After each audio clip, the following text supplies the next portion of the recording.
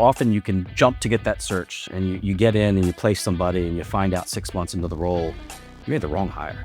At the end of the day, it's about a trusted relationship, whether it's a talent partner, whether it's an operating partner, whether it's a deal partner. People used to say, it's who I know was everything. Right. AI makes that a commodity in a minute.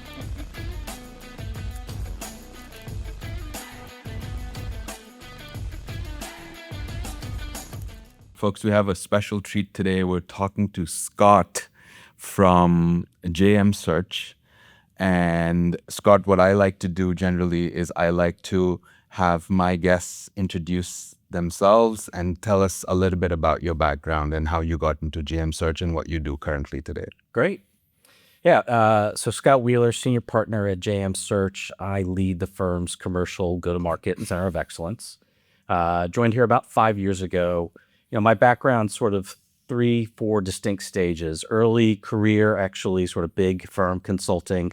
Got into commercial game actually at Bain. So back in the late 90s, actually helped work with one of the partners who eventually ran that and sort of learned it and sort of found my true passion. But knew that sort of the teaching side at that point wasn't my sort of calling. I wanted to move into the do side of things. And so the first step was actually sort of big Fortune 500, landed at Capital One, very similar sort of roles, helping sort of Capital One launch new businesses, new products, really focus on the commercialization of things and enjoyed that work, but was really looking for sort of to be able to get my hands more holistically around the problem. And so about 20 years ago, made a move into private equity and spent most of I've spent basically since that move 21 years ago in and around the private equity system. 4 runs as an executive. Not all fun. They must really like you. Yeah, no, some did, some I'm not so sure. But 3 runs basically as a CRO. I did do the third stint was more as a president, CEO. Still sort of held the commercial leadership as well. Right. But did that, and I hit my 4th run and said I need a break. They were predominantly under private equity. The pace and intensity was quite a bit, and initially did some commercial go-to-market consulting for private equity. Helping middle market firms sort of build out. The function was starting to evolve, right, and helping them try to figure out what do we need to do, and that then transitioned into more of a leadership development and coaching. Again, private equity, about half the work commercial, more sort of broad team. And then was blessed about 5 years ago to reach out to the founder of JM, sharing some thoughts on what I thought it was going to do, which I thought was going to go be an operating partner. And he said, you've got such an interesting background. Why not bring that here and help us stand something up? Fast forward 5 years, here we are. That's amazing. So for 5 years, being in executive search side on this side of the table, can you tell me a little bit about what was drastically different from being a GTM leader to now recruiting folks for GTM?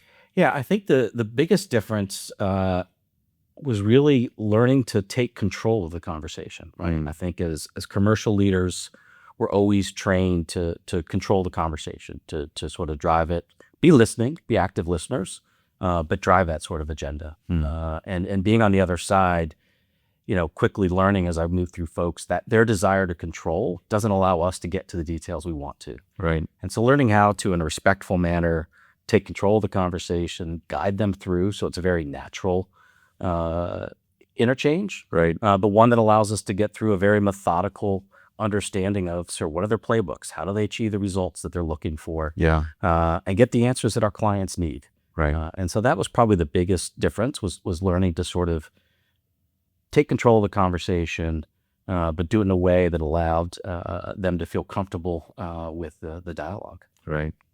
Now, me being the CEO of a company, sometimes we have a problem or we have to have growth.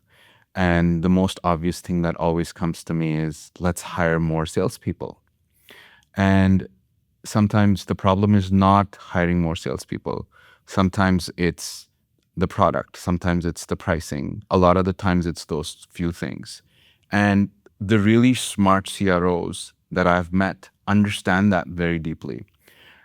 from your point of view, given that you worked for PE for 4 years, for 4 different stints, you obviously also got a hint of that. So how deep would you go now that you're on the recruiting side and someone's coming to you and saying, hey, I need to hire a C-level executive? Do you use that as a skill set where you understand more about, just hiring somebody, or do you really generally stay on the recruiting side of the conversation? Yeah, I think for me, the question always starts with what problem are you really trying to solve? I have a hypothesis when you come to me that more than half the time you actually don't need somebody then. You actually need something different. Right. And the key is entering into that conversation. I'm fortunate with the background in consulting and operating.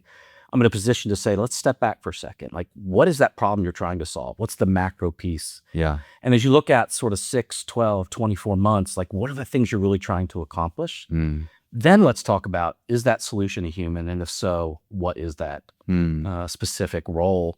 And I think a lot of my clients respect that, right? Yeah. Which is, you may need someone to come in and figure out, actually spend 3 months, 6 months with you, figuring out what your real go-to-market strategy is. Is it really a channel play? Is it a direct motion? Right. And then figure out, and so a lot of times we'll say, pause. I'd love to introduce you to someone, spend a little time with them, get an answer to this question, because, often you can jump to get that search and you get in and you place somebody and you find out 6 months into the role, you made the wrong hire. Right. Wrong person, or right person, wrong seat, right? Right. Just, you had a very different problem to solve, and you rushed to fill it as opposed to really underdoing. So a lot of our process is really about spending that time up front. Yeah. Let's take a day, let's take a week, and let's make sure we really understand the problem to solve. Right. And then we can figure out, is search the right answer? I really appreciate people who do that, especially also consultants and just folks generally in my life who I've worked with and who really want to take a step back and try to really help figure out with me what problem they want to solve. But a lot of times that means that they don't get paid on that search because they get paid if they win a mandate. But so how do you balance that time? How do you balance that dynamic?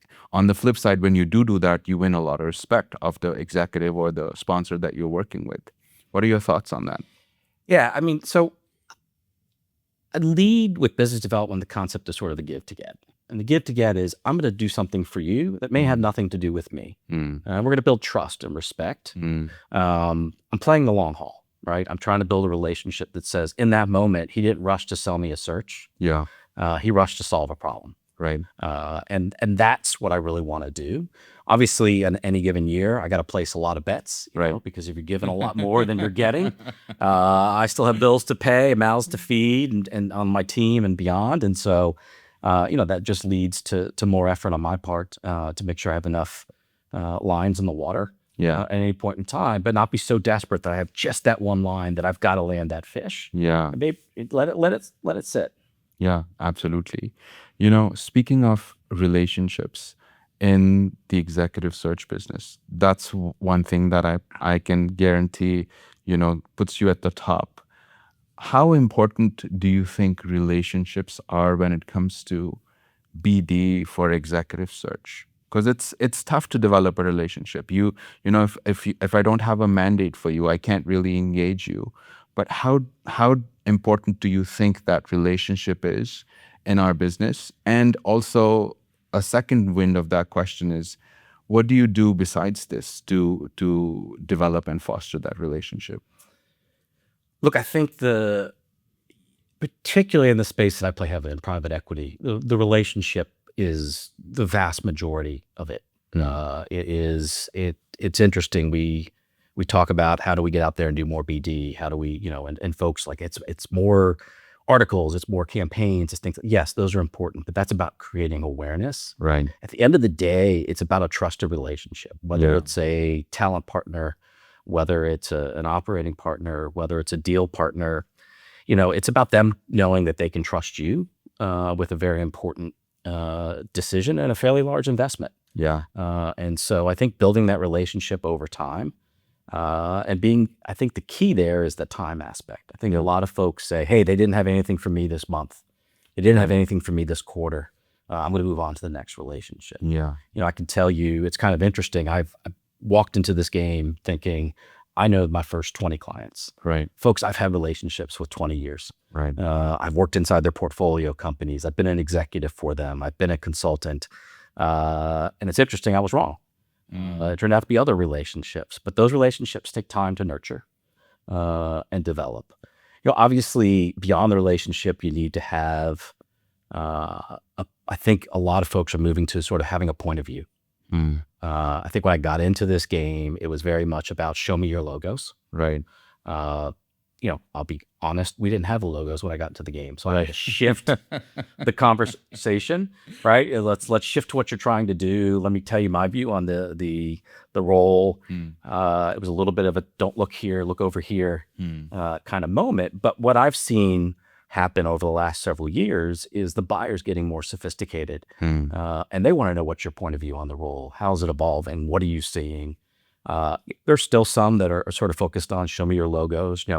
Fast forward 5 years, team has grown tremendously. We've got hundreds and hundreds of logos to share. Right. But it's that more sophisticated perspective that they're looking for. I think people are starting to realize, particularly in the go-to-market, it's a very nuanced role. And you need to have a partner that can understand those nuances and help guide, whether it's the board, whether it's the CEO, Right. whether you're doing a second level mandate, the CRO or CCO. Have a point of view, be willing to state it, and help them make the right decision. Right. On the point of view front, I think your consulting background probably helps a lot. I feel that you need to earn the right to have a point of view. And the way to earn a right to have a point of view is to really know that industry or that niche or that function really, really well. From your perspective, what are the things that you focus on for having a point of view? Do you get super niche focused or industry focused, or do you do a lot of research around the role? Can you talk a little bit about that? Yeah, and it's my team handles it differently. I think there are some that really focus on understanding what's the evolution of the commercial role in financial services, or what's the evolution of the role in cyber and MSP. My perspective, I have a deep background in sort of tech, but I've also spent time in industrial and in blue collar services and a little bit of everything. Right. And so for me, my perspective has always been understand the role. How is the role evolving? How are the different roles evolving? Stay on top of that, and understand just generally what the function is doing. Because what we're seeing is those what was once the parlance of just tech has really spread out. Right. Right. I think part of it is you have investors that are multi-sector. Part of it is the talent has sort of spread. Right. And I think people have really started to come, at least on the go-to-market, that the industry holistically will always be important. Right. But that functional depth is critical. And so I really lean into that. And that JM, we have industry experts. And we pair up. And so I'll bring that industry expert. They can bring that sort of perspective. Right. What are we seeing in the roll-up of landscaping businesses? What are we seeing in the semiconductor space? Right. Right. And we kind of play off each other. I'm going to talk about the evolution of the role. And a lot of people want that. They like that thing that I can bring, that insights that I have from an early career in sort of financial services and tech, and understand how that role has evolved, because they want to catch up. And you're seeing this sort of, these industries that may have been laggards in the role historically are really pushing to catch up to that technology and financial services, which have always been seen as sort of leaders in the function. Right. And to be able to bring that across, I think my clients really value that. Right. How focused on the GTM role now, maybe going function deep a little bit, how important is it to have had experience as a GTM executive, to have had experience selling into a specific sector versus selling a type of business? So as an example, selling to SMB versus enterprise, or selling into, the tech sector versus the industrial sector. Can you talk a little bit about that? Yeah, look, I mean, I kind of have the athlete's perspective when I bring it, but there's a limit to that athlete's perspective, right? I think there's two things.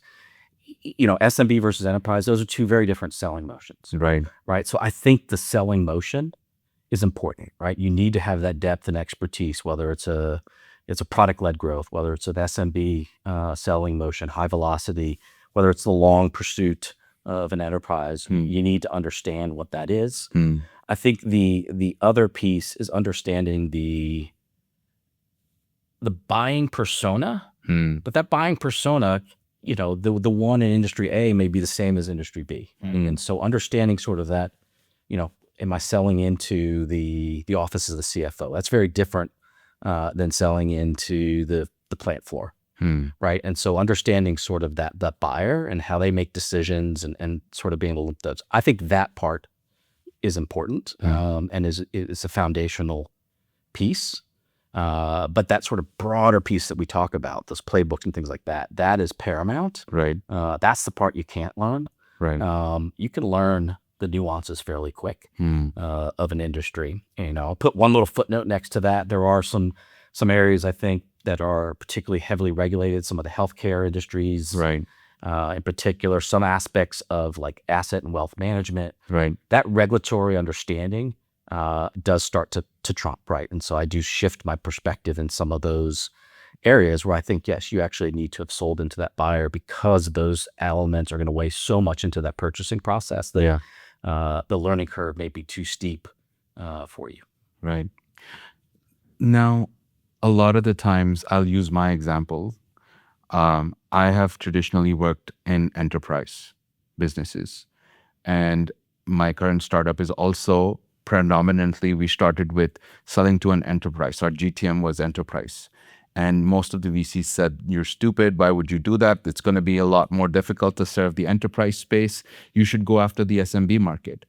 But when I started figuring the SMB market out, I realized this is extremely difficult. I don't think I can do this. I don't think I want to do this. This motion is completely not aligned with my persona. There's a lot of businesses out there like mine that are suffering because their executives don't understand one part of a go-to-market motion. What do you think you, as an executive search partner, how do you advise those executives? Or what do you think those executives need before they can even hire a leadership person to serve a motion that they're not used to? So it's interesting. I sort of step back to your piece, right? I mean, the normal advice: start an SMB. Why? Lower barriers to entry, a lot more folks. But you got to step back to your value prop, right? And I know the value prop of your business. It makes sense at scale. It doesn't make sense at units. Yes, it kind of makes sense for units or 2 or 3, but that where you really get the value of that kind of investment is at that enterprise, right? And so knowing what you've built and where it fits is first, right? Where is that product market fit, right? And I think that becomes the cornerstone from which you then sort of launch out. When we look at the SMB piece, sort of. You don't often see an enterprise moving back down an SMB. It's more the SMB often moving up into the enterprise. Right. And the question there is often the question we're asking our clients is product maturity. Like, be honest with yourself. Is it ready? Or can it be ready? You're going to bring in a large enterprise seller. Do you have a product that's market ready? And we often get the yes, yes, yes. Right. And we find out, unfortunately, sometimes 6-9 months in, we're talking to both sides, and there's a disconnect. Right. The CRO we placed is like, this product is 2 years from being ready. I'm not an SMB guy. I don't, they don't need me. Right. And that's tough, right? When you reach that spot, because you've each invested a lot of time in that relationship. And so I think the question we often are pushing is, are you ready? If you're going to make this leap, yes, everyone wants to move because, selling in unit, 1 unit of 1,000 is a lot easier than 1,000 of 1 unit. Right. But if you're not architected, particularly on the technology side, if you don't have the support infrastructure ready, right, make sure that you're thinking through those other things. Right. The worst thing you can do is rush to market. Yeah. And then have to undo 5 years of bad reputation. Absolutely. Absolutely. I think that was one of our biggest challenges. There's so many people telling me you should hire salespeople, hire salespeople, hire salespeople. And my thing was, no, I want to be that salesperson because I don't want to just sell. I want to build the product. I want to build and sell at the same time because I take feedback from my clients and that helps me improve the product. And if it's fulfilling their requirements, then I develop the relationship in the process and also get them to purchase the product. So, but I almost made a few hires on this in the sales front, and then I had an honest conversation with the person on the other side, and we both decided that the product's not ready or they're not ready for what we need. But there's so many people that get burnt. They've just spent 18 months somewhere. How do you come back from that? As an individual, that's As an individual and also as a company, as a startup. Yeah, let's talk about the individual. I was there. I walked into a business that wasn't ready. I actually spent almost 3 years Right there. And at the end, I didn't have a story. Yeah. And that was frightening. Yeah.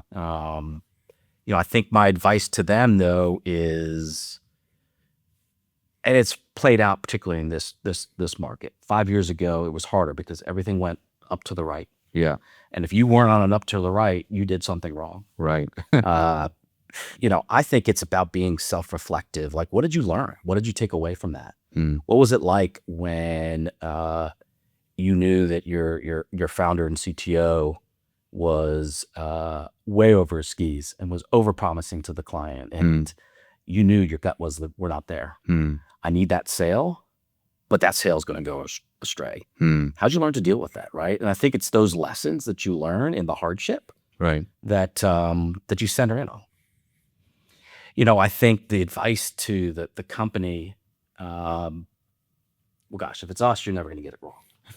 We're always going to have it right. But is step back and again, root cause. Was it the individual or was the situation? Right. And try and separate that. Don't necessarily retreat. It's interesting. Probably about 30% of our business is sort of going through that transition from founder to first professional. Right. And probably almost half have sort of dipped their toe in and been burned. Right. And they're very reticent. We're being brought in by the sponsor. They don't necessarily have a choice. They've lost that vote. Right. But that CEO is reticent. That founder is reticent. And we really let's step back. Let's understand what it is. And then how do we develop a job role that makes sense for where you are? Right. Because usually the disconnect, bad hires happen, but often it's a disconnect. You hired for this, but you got this. Or you thought you needed this, but you really needed that. And let's step back again and really try to understand what was it that drove it. Don't get gun shy. Yeah. You got to grow.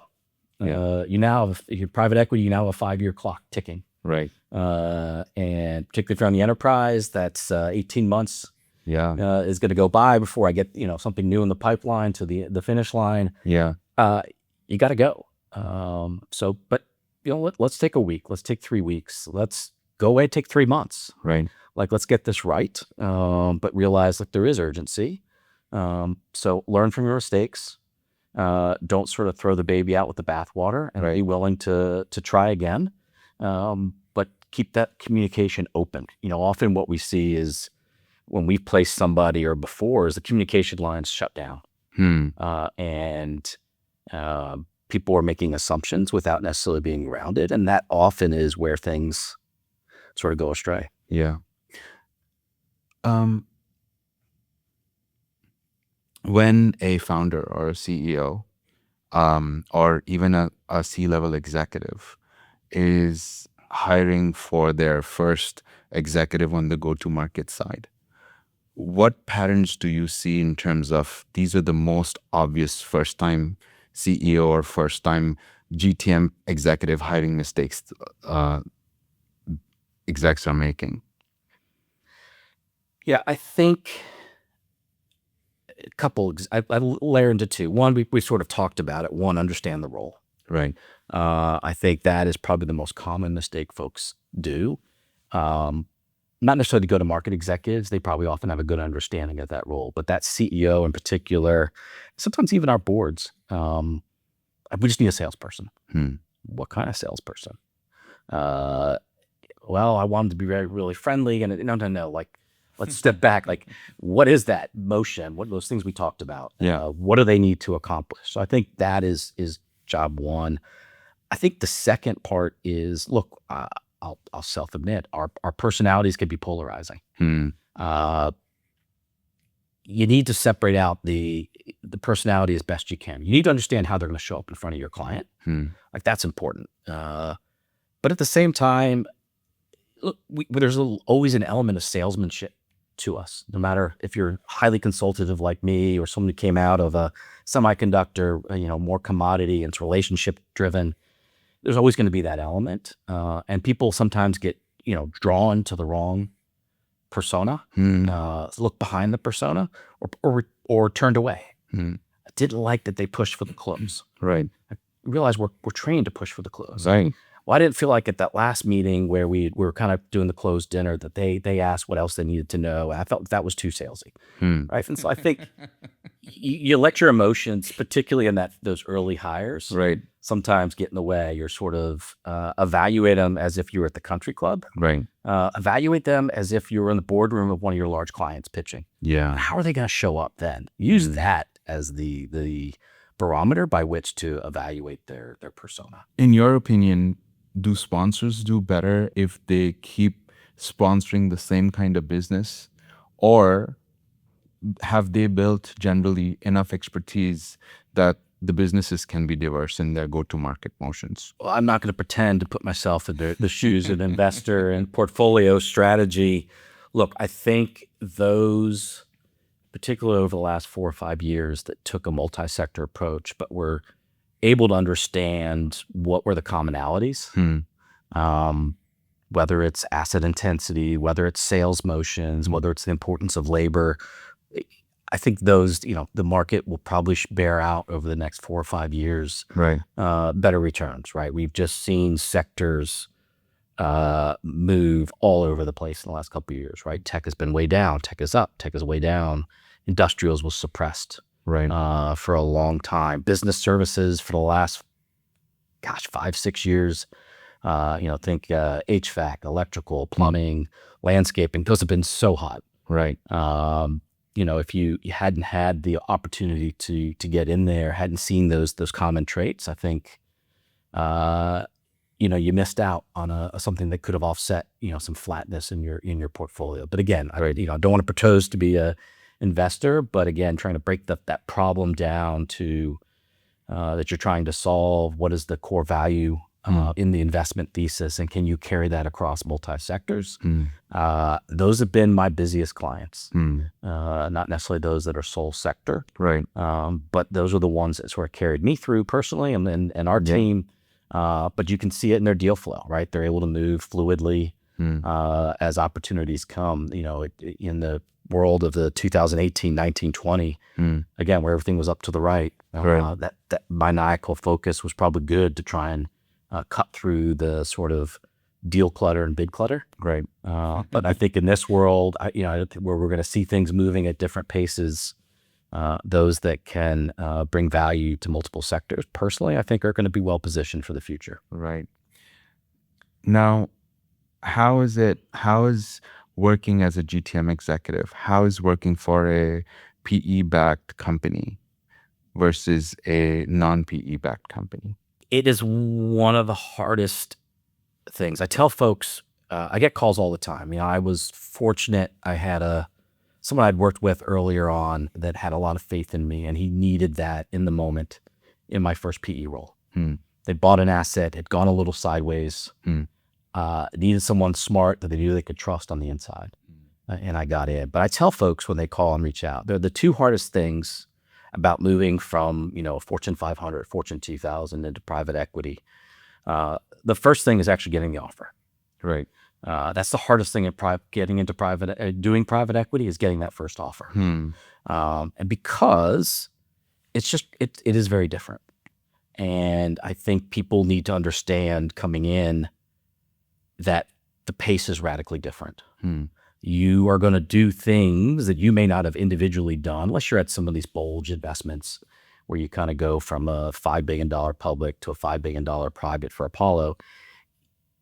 You get down to those couple $100 million, those earlier stage businesses, you're going to be doing stuff you may not have individually done 20 years ago because there's no one there to do it.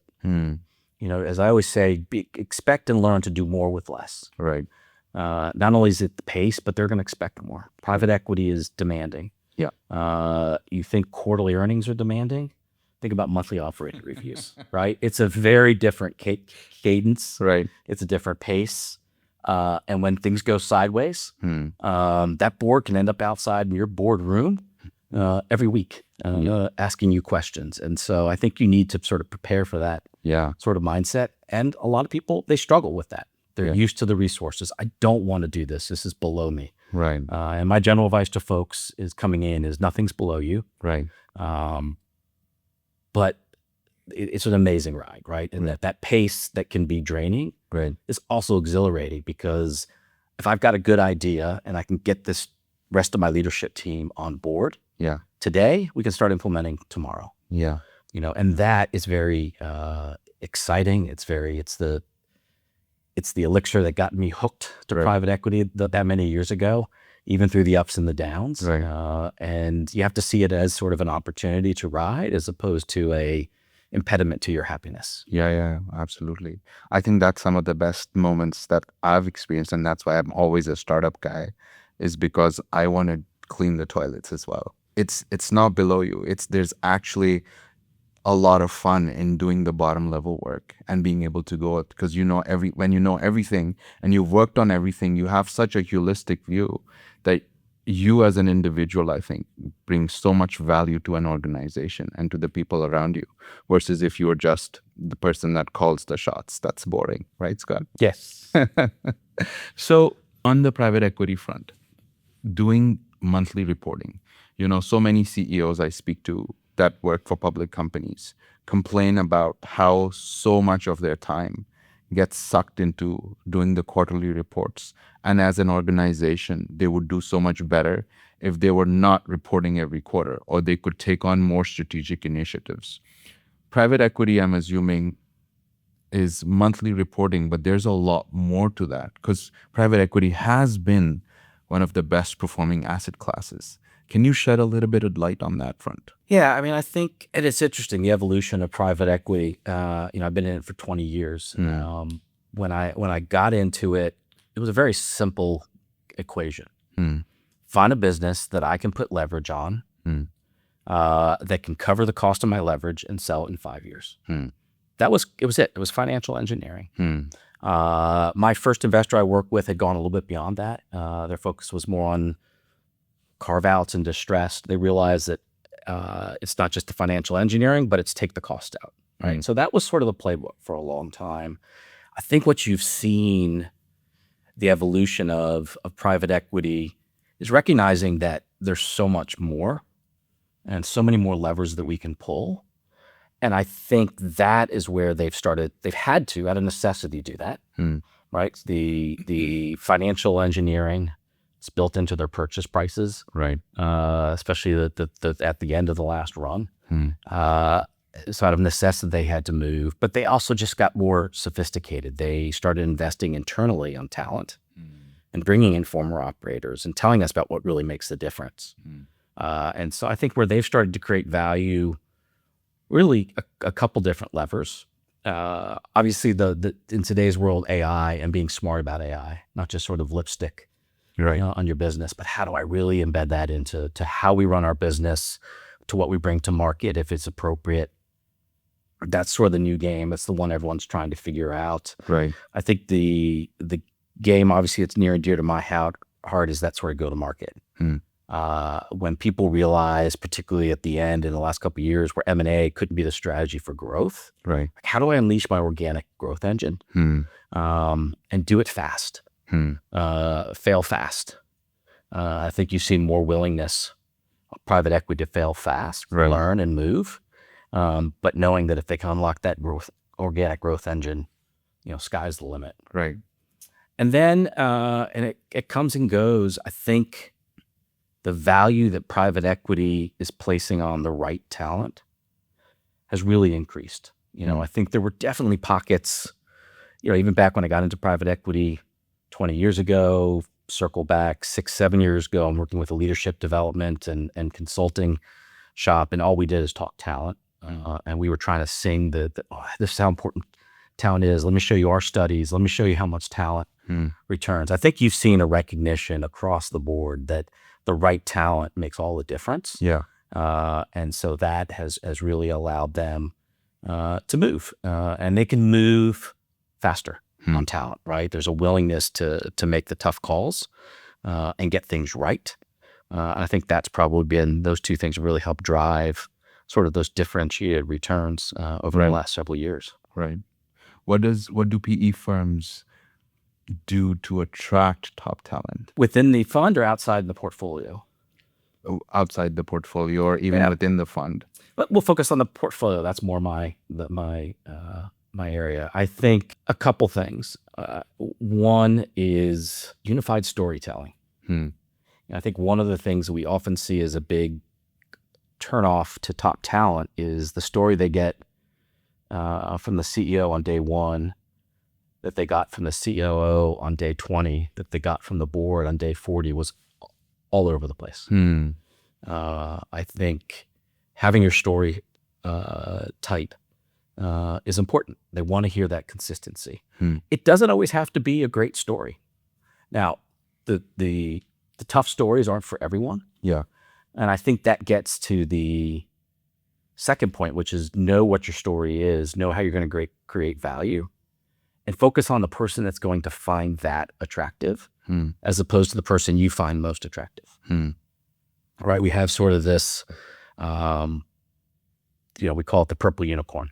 Right. Right. And our clients often define the purple unicorn. Right. Right. And the toughest thing is being honest with yourself. I can't attract that purple unicorn. Right. What I really need is a plain gray hippopotamus. That's what I need. Right. Go find me the best of those. Right. And I think that's the second part, is sort of being honest. The third part and final is, look, the market has moved a lot in comp. Compensation has moved quite a bit. The good news, the last couple of years has been sort of flat, but being honest with where the market is and not trying to recreate the market, but understand it. Yeah. Being honest with yourself, what can I actually afford? And then adjusting that. So again, you're trying to find the best single person for that situation. Right. Not necessarily the best person. Right. When do you start having this conversation with the PE sponsor about this is what is good for you and this is what you need to afford? Do the PE guys actually figure that out before they engage with you? Some do, right? I mean, the sophistication of some of our clients just blows me away, right? They are, how they think about the roles and what they've done their market studies, and it's clear they've done their homework. They've adopted the methodology, and those situations are wonderful to walk into. They give you the job spec, it's spot on, it's written the right tone, they understand the comp, and we can be in market tomorrow. Right. I personally start on the first pitch. I'm listening. What are you thinking? And if I hear a major disconnect, I feel like it's my obligation to tell them that and there. Right. Like, let me just be honest with you, what I hear. Right. Now, I can get away with that, given some of my background, the way that you position it. It's hard for some of my peers and partners on my team to have that frank conversation. Yeah, and sort of absolutely. really build a little more respect. Right. But I feel like it's important that they know kind of what they're getting into. And as I always say, look, we will find somebody that can do this job. I am comfortable with that, but I want you to understand either what it's going to take, or if that is just not a reality that you can afford, here's what you can get. Right. They'll still be able to do the job. Let's talk around that. Right. Absolutely. So let's switch gears yet again a little bit. Okay. When a PE firm is hiring leadership for GTM, when does it make sense to hire a CRO versus hire a VP of sales versus, a salesperson with a glorified title? Can you talk a little bit about that? Yeah, I think that's one of the, gosh, especially up to a couple $100 million in revenue. That is a question we get a lot. Right. Again, I sort of circle back to that point of like, what's the job to be done? Hmm. And in most cases, the job to be done tomorrow is either half the time it's be a glorified account executive, Right. or it's be a VP of sales. Hmm. More often than not, that's the answer. When we get to a couple $1 billion and they're through 3 or 4 iterations of sponsorship, very different. Right. But these $50 million, $20 million, $150 million, $300 million businesses, that's often the trade-off, because you're going through some sort of transformation. Right. And it just kind of depends on where you are in that evolution. So I think part of it is then owning that, but realizing, okay, so what happens after month 6? Right. Does it stay that way to month 12? Does it stay that way to month 18? Or is it month 12, does this this is account exec become the VP of sales? They move from a player to a player coach. Right. How long does that last, right? Right. And sort of, does that then become a CSO role, or does it become a CRO role? And we can talk about those differences in a second, but understand the evolution of what you need to happen to get to that outcome you're trying to get to is important. Yeah. And being able to attract someone who's willing to go through that journey is obviously a challenge. Right. Some awesome players that I have worked with are phenomenal, but they're complete assholes. And that's okay. I want to work with those phenomenal players. But they would make horrible player coaches, but they bring in their rainmakers. How do you determine that this person is going to be a player and a player coach? How do you work that out? That seems like that's such a complex thing. That hire is probably one of the hardest hires we make. I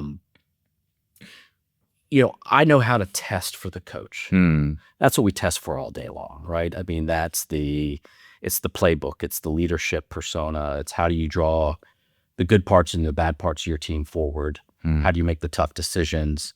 That part is sort of the easy. The question is can they actually go back and be a player? And that really is, it's a bit of a judgment call. Right.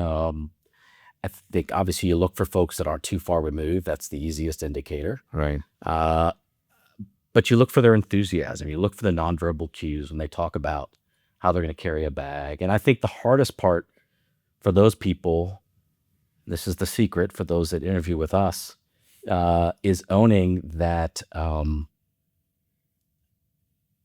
can't self deal. Right? That player coach often has the tendency to give myself the prime customers, the prime segments, the prime opportunities. You need to give yourself the hardest ones. Set that person up who's starting to get really good traction, give them the layup to go further. And that's the part we're often looking for, is someone who's recognized that, because that is, you get that conflict with your own team and it can spell disaster. Right. I think someone who's recognized that, who can call that out, and create an environment where they can be successful, but their team, Right. or a large chunk of their team can be successful in the way that they treat them, in the way they handle leads. I think that is one of the tricks to someone being really a successful player coach. In my experience, the best players are the ones that are super motivated by money.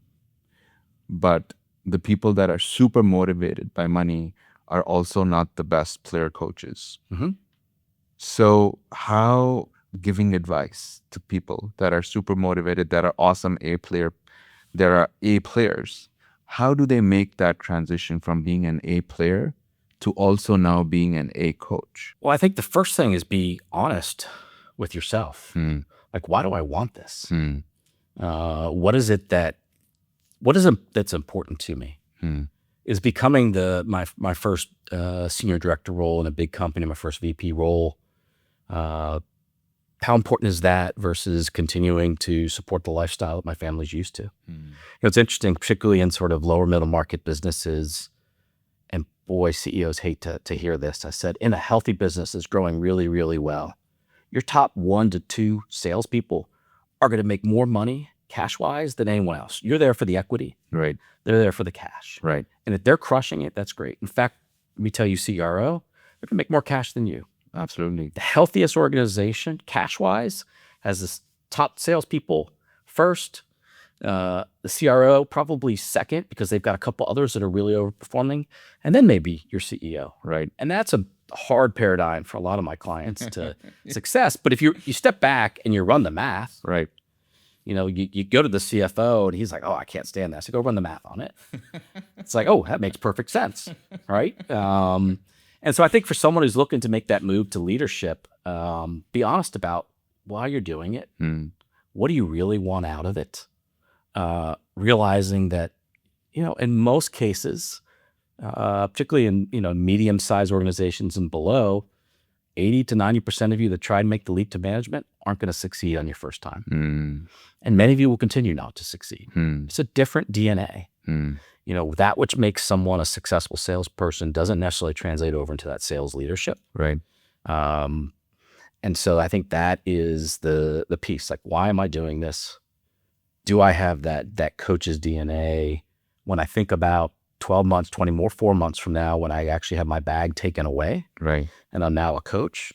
Am I going to find that job exciting? Right. Am I going to be interested in doing pipeline reviews with my team and ride-alongs and spending time with the CMO and the head of product, drafting our year plus sort of go-to-market strategy? Right.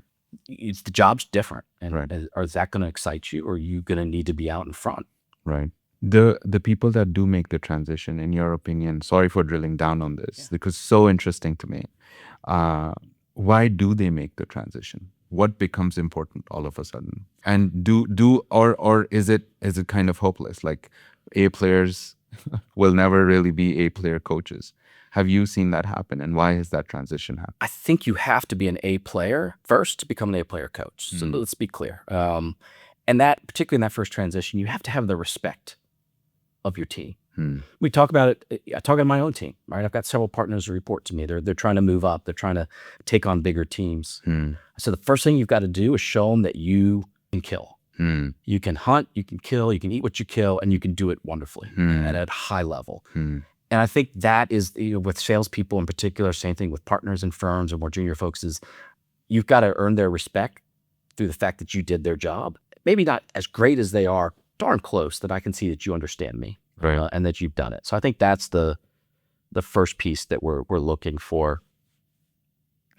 I think the second part about why someone makes that transition is they're not necessarily drawn to their own kill. They love the hunting in packs. They love the mentoring, the junior guy that doesn't report to them, but how do I do this? How do I do that? Right? They're getting joy out of that team and leadership development. I think that's the second piece why someone makes that transition.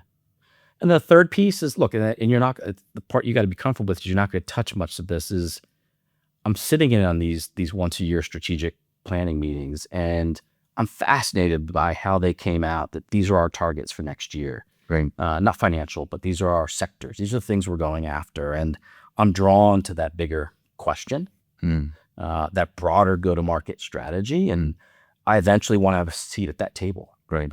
My mind is thinking in those ways, and that's what gets me excited. Right. I think that's the parts that really help someone make that sort of leap.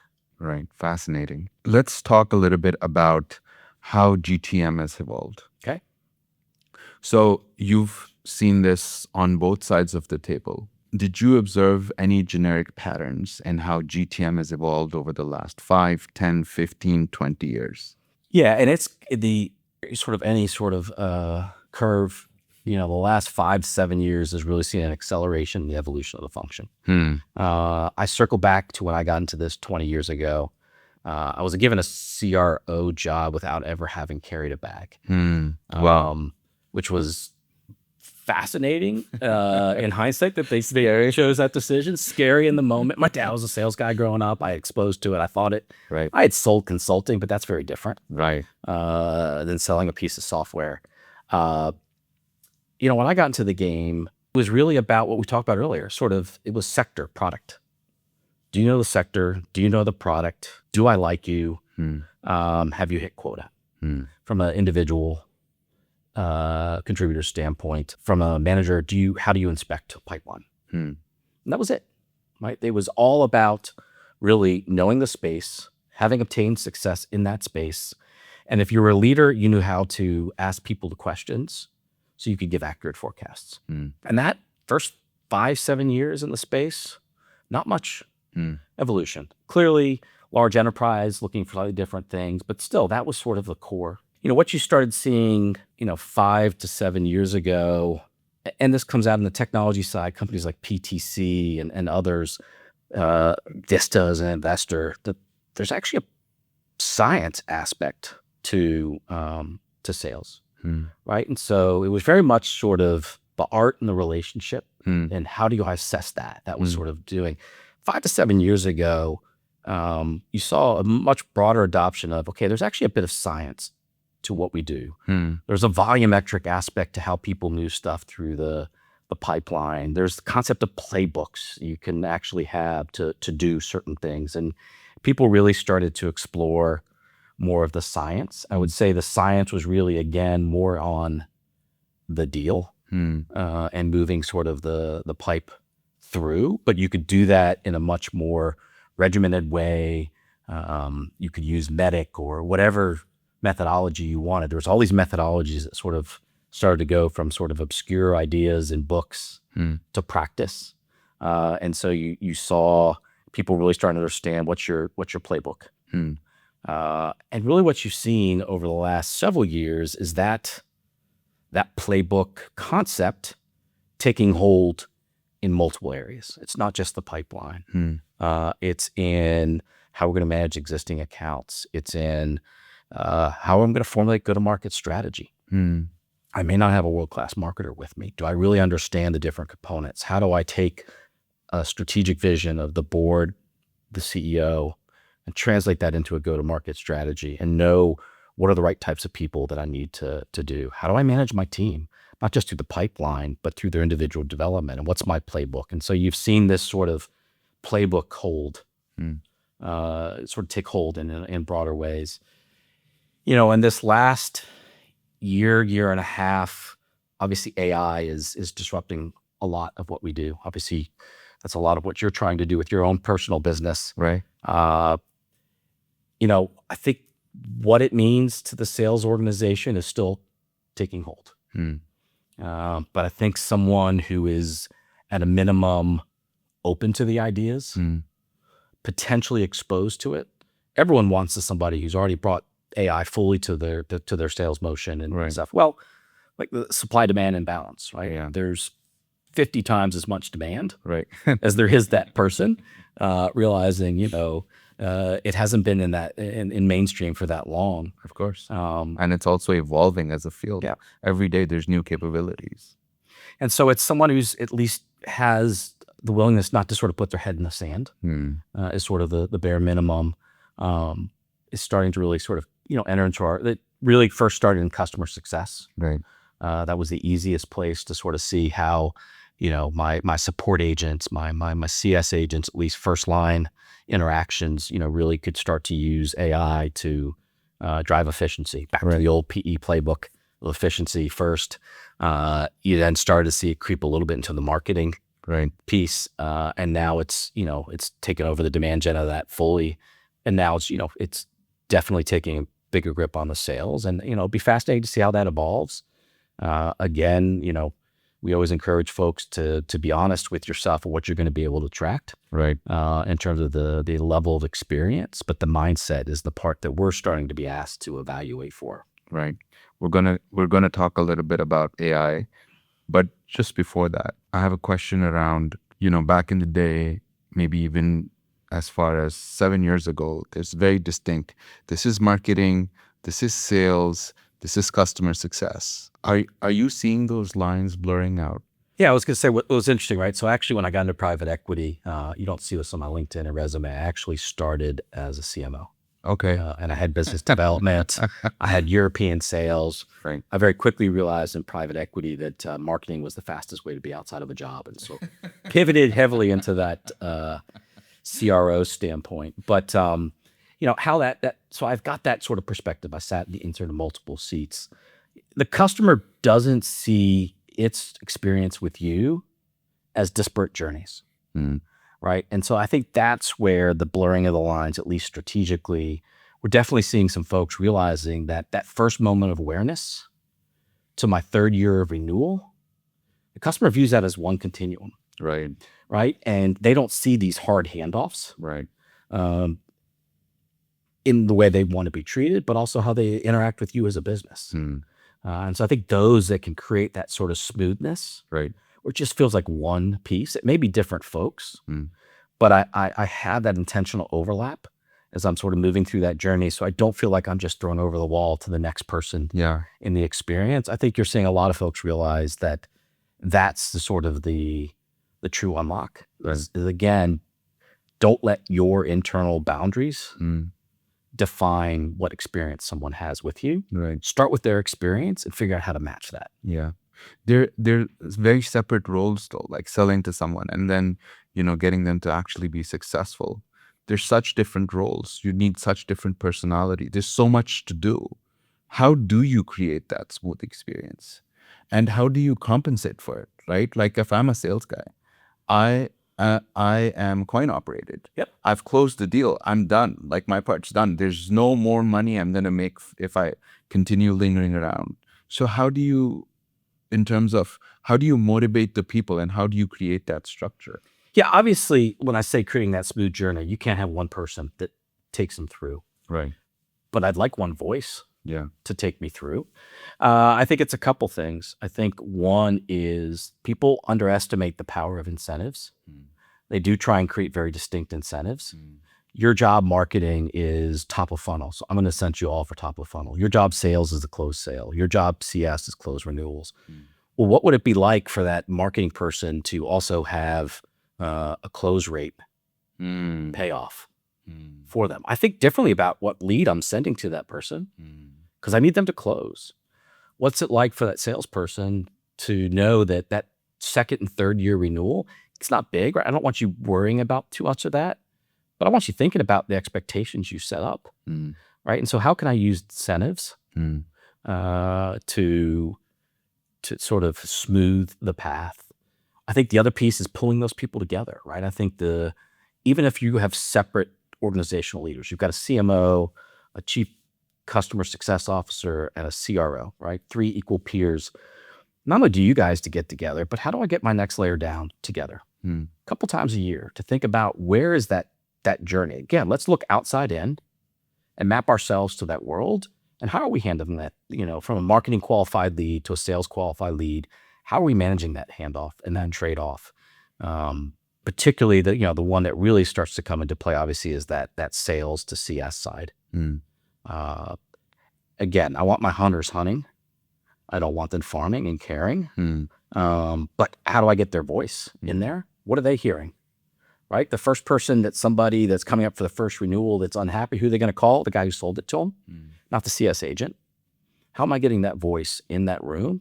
And are we spending time, working, on the business enough that we can sort of continue to sort of create the outcomes that we're looking for along the way? Absolutely. Piggybacking on that one, do you believe that customer success and sales should both report to the CRO? Right. I mean, there's 1,000 different variables that can sort of get into it. I kind of boil it down when we're trying to answer that question to a couple. Right. Right. How important is upsell and cross-sell? Is it sort of a distinct selling motion? Right. And a distinct moment? Is a continuation of a journey? Right. I think those are the pieces we're looking at. The other part is sort of the capability of the team, right? Particularly in these smaller to mid-sized organizations, I can't have one of everything. Yeah. How strong is Samantha? Right. At that, what can she take on? Right.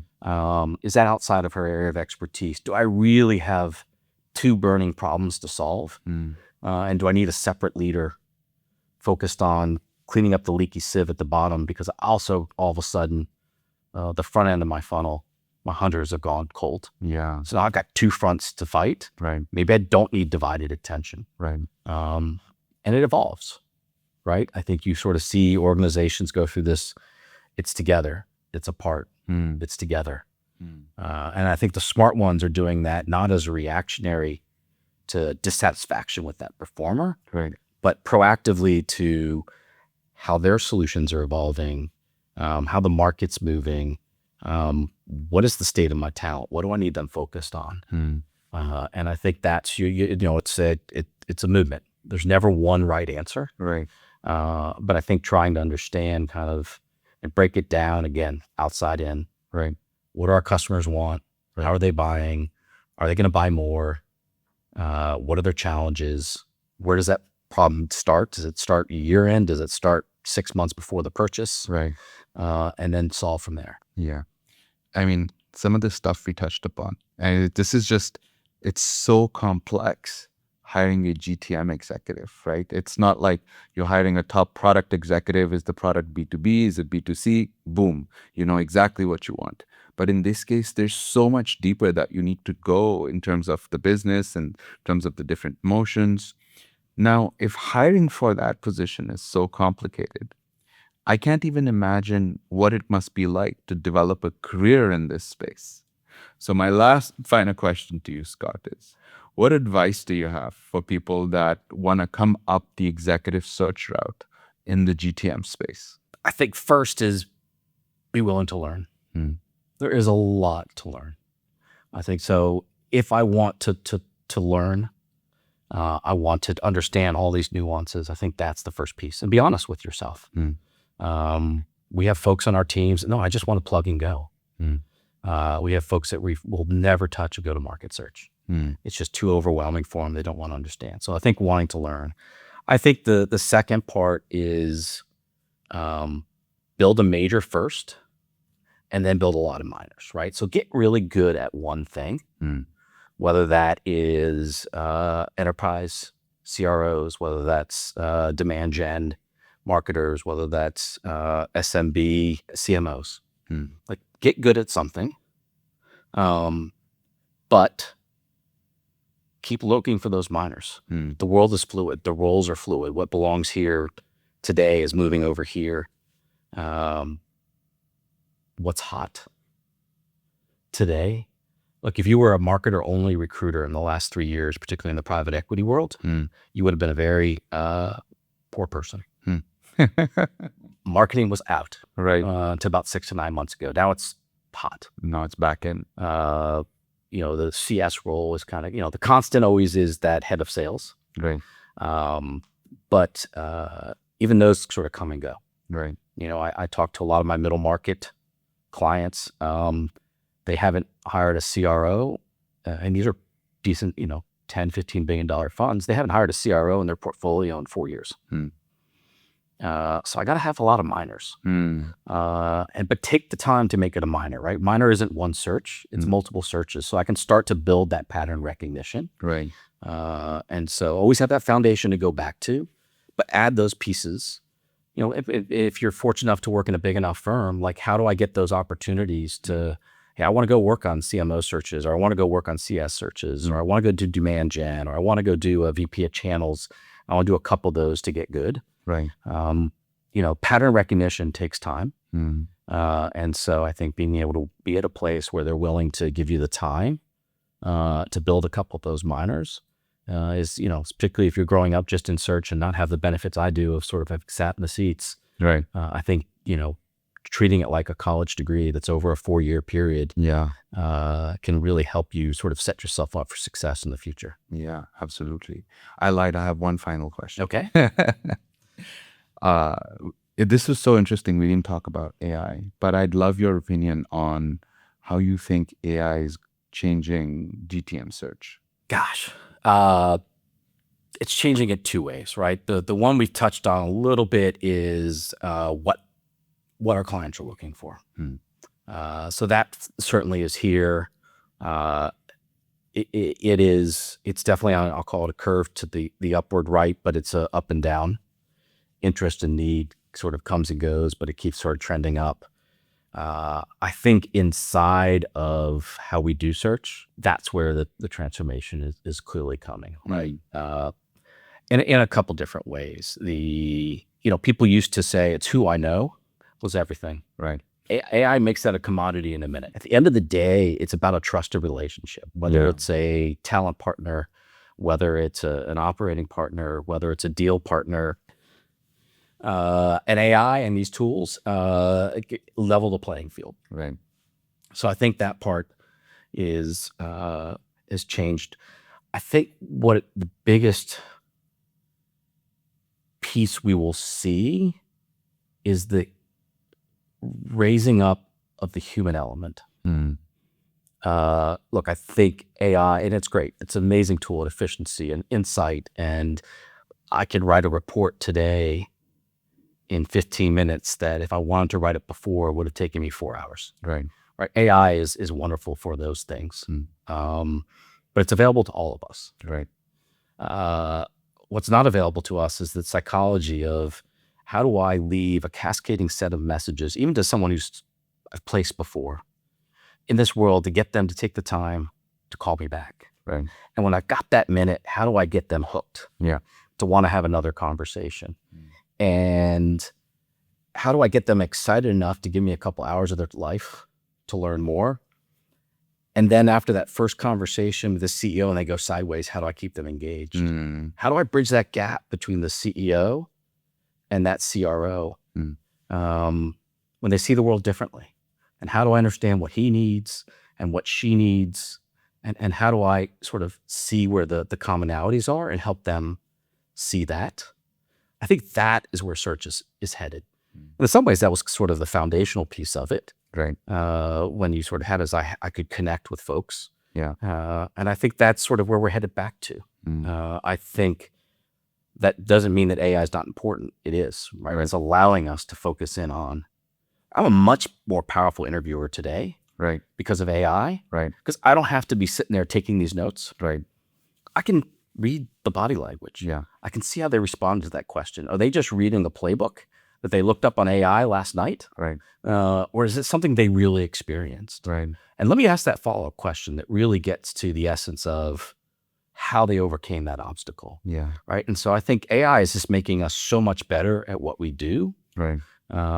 But it is also forcing us to get back to what we should be good at, which is that connection with the human and the ability to get inside a person's mind. Yeah. And help bridge those gaps. The thing that keeps me up at night as a father is that I learned a lot of my skills by shadowing people and carrying their bag and doing the administrative stuff that AI can do today. So how are we bringing the new generation up? How with AI, if someone is 100x productive and they don't need another human to do a lot of their work, how do we bring that new generation up? Scott, what's your opinion on that? It's tough. Look, I've got 2 kids that are a couple years into the workforce, a little bit older than yours. And look, one chose a sort of couple years ago a movement back into a master's degree in a certain space, and AI has decimated the entry-level roles. Right. We're now considering school again. I think, part of the advice I give my kids is I don't know if I have the answer, but I know there are certain places where AI can't replace what you do. And as a starting point, that may be where you need to be. Yeah. My daughter, she's in a private equity roll-up. Yeah. So ahead on the sales side, sort of following in dad's footsteps. And but it's in a space that she finds a little sleepier, right? She got out of school. She went to work for a market insights business up in New York City. Everyone had a college degree from these top institutions and surrounded by that kind of piece. Right. Trying to have her step back and realize like you're really good at what you do in a space, quite honestly, that, until robotics and AI all come together and all of us are sitting around not knowing what we're going to do with our lives, like find that space. I think that's part of it. The advice I've given to others that don't have the fortune of either luck or means is learn, keep learning, keep adjusting. Don't overthink that perfect opportunity. Yeah.